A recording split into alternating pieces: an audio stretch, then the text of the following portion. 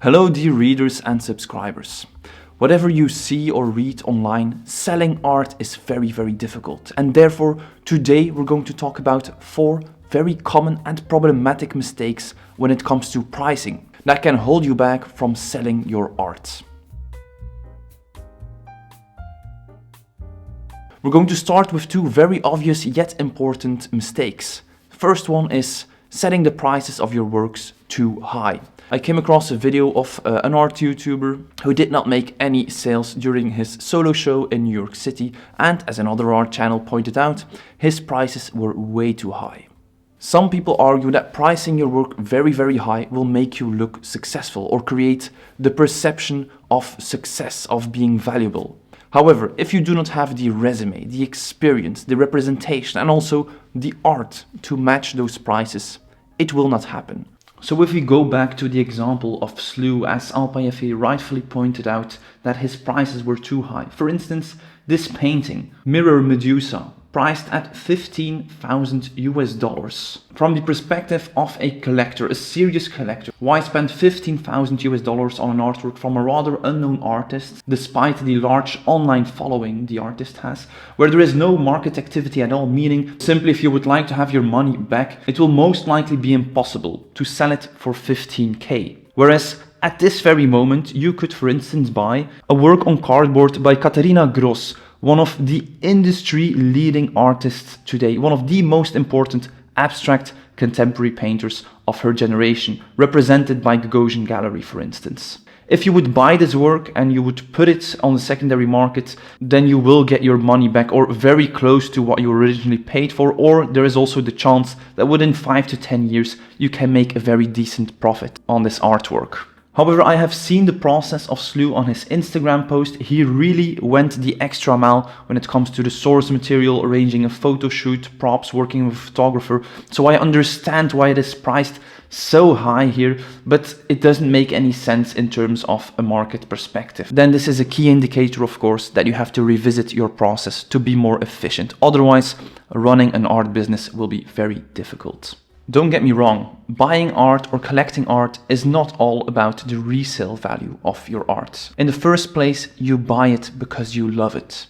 So if your clients are clients who only buy because they love it, then do not set an asking price of an established artist. Have an honest asking price that is still within range of the budget of your current audience. Setting high prices won't make the art any better. It can only prevent you from making some sales and really starting a track record. And it's easy to set high prices, but it is a lot more difficult to afterwards lower them, especially if you have sold a couple to your collectors and now you're devaluing your own work, and your collectors from the past will feel like they overpaid at the time.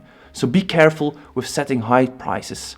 The second obvious mistake here is then, of course, selling your work or pricing it too low. If your prices are too low, you might be selling yourself short. And with low prices, it's very difficult to really earn a living as an artist. As I mentioned, selling is very hard, and sometimes artists almost get desperate to sell their work and simply have an asking price that is even below the decorative value, and that is perhaps even equals the materials they bought for it. And it will also reduce your credibility in the high-end art world and for gallery representation, as there are no profit margins left to work with you with those prices. If you are not making any sales at the moment, it is not because your prices are necessarily too high. The market is simply oversaturated, and if you go to Saatchi today, you'll see artworks, original artworks available for sale for just $100, which is the material value of the work. So if you're not selling, don't do any discounts or drastic drops in prices. Simply because you're not getting the right exposure,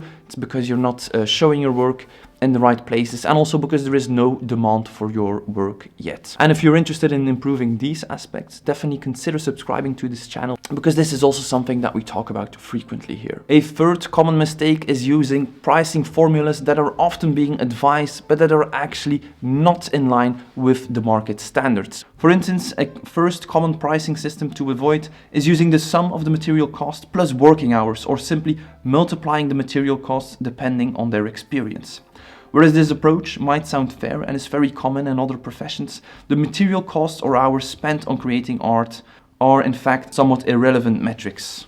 Some artists can create really strong works with very limited materials and very quickly even. So it is kind of an irrelevant metric and therefore not an accurate way to price the value of your work. A second common approach is the square inch formula, which is particularly popular in the States. It is perhaps one of the better options and sometimes it is used in the art world. However, the problem with this approach is that small paintings will be very, very inexpensive, and the large paintings will arguably be a bit too expensive. Therefore, all of a sudden, the size of the artwork is becoming more important than the stature of the artist. So it would be possible, if this formula would be used, that a small work by an established artist would be cheaper than a big work of a beginning amateur artist. Size matters, however, not to this extent, hence not being the ideal pricing system. Another common pricing system that is often recommended is to price the picture whatever it is worth to you. Although this emotional approach to pricing your art might sound justifiable, it is simultaneously tremendously problematic. Your feelings, your emotions towards your art are very important in how you see your own works. However, when it comes to the market, then you kind of need to distance yourself from it. You're allowed to have favorites, but as soon as they enter the market, you need to let go, because personal appreciation and public appreciation can be different. So don't price the works that you want to get rid of lower and the very good ones that you price them very high, because this may result that the good ones are a bit too expensive and therefore not selling, and the bad ones that are, or the lesser ones that are within the price range of the collector, are not the ones that they are looking for. In most cases, the best works, your favorite works, they will sell first, and that's a good sign. So do not prevent this from happening by being too sentimental towards your own work.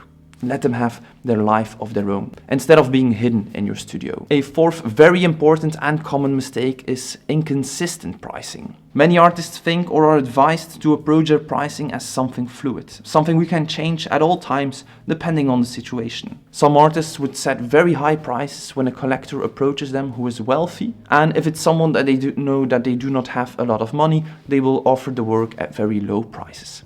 This is of course wrong on different levels. Some would double the prices, for instance, also when working with a gallery, and then when they try to sell it themselves, they will give a 50% discount to the collectors. This is also something that is not good for your career. You need to realize that juggling your prices is dangerous from an art market perspective, and also from an ethical perspective regarding respectful business behavior and best practices to foster long-term collaborations with both collectors and dealers.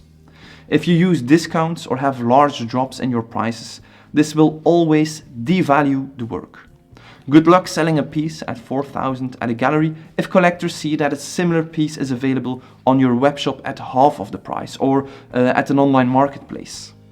This will not only negatively affect the show and thus a potential ongoing collaboration with the gallery and future sales. The same applies to those so-called studio sales, when artists offer large discounts to, so to speak, make room in their studio. How would you feel as a collector who paid the regular price to see your works are now being offered at a fraction of what they paid? Not only will they avoid buying a second time from you, but the piece they paid X amount of dollars for is all of a sudden worth a lot less due to your inconsistent pricing. The value of your work does not change when you urgently need money or urgently need to make room in your studio. The value of the work does not change depending on the context it is being presented or the person who is interested in it. The value of your art is not something fluid or elusive. It is actually something very real and fixed, determined by the art market standards. When it comes to pricing art, there is not a one-size-fits-all formula.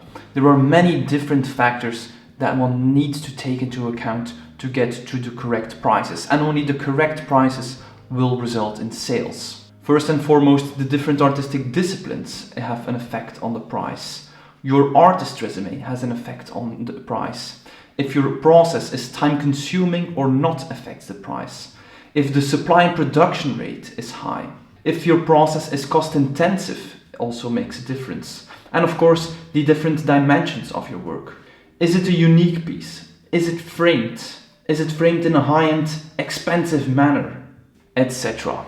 If you're interested in discovering the value of your art following these market standards, then definitely have a look at our article on how to price art and also a tool that we have created, a calculator in which we simply ask a couple of questions about your career and your art, and then you end up with the prices of your works. This tool is available at contemporaryartissue.com, at Career Tools, or in our store, and feel free to have a look at the other tools we provide to professionalize your career in just a couple of minutes. Thank you so much for tuning in today. Feel free to watch our video on 5 artists to watch in 2025 next. Support us on Patreon and please consider subscribing to stay posted for more contemporary art. Bye.